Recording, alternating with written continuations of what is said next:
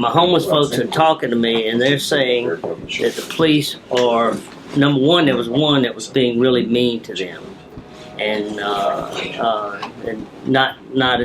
handling the matter in a professional way when you have to move them. I know the city makes them go out and move them, and they're just doing their job. But he was being particularly mean, and like his name kept coming up over and over and over. And then I found out that they also were actually throwing their stuff in the canal and throwing it in dumpsters, taking their stuff from them. So I put all over social media that I had given out to the homeless these little notepads. I went and made sure every one of them, that we could find had a little notepad and a pen.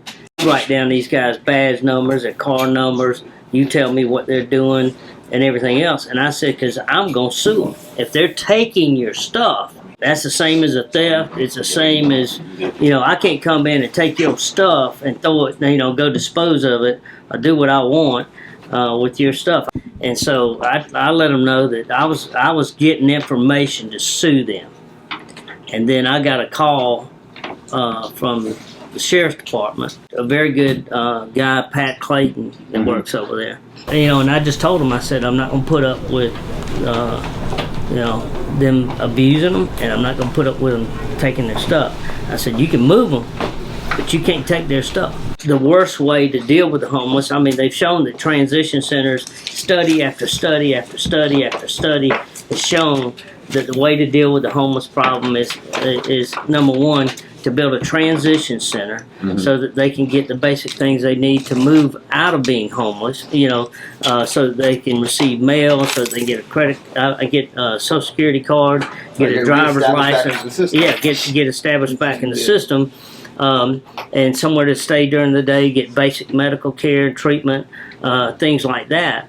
It's so much cheaper to do that than dealing with them going to the emergency room just to get out of the cold, or going to places where they don't want them and then having to pay for somebody to move them, and all those attendant costs that go with all that greatly exceeds what it would cost to do a transition center.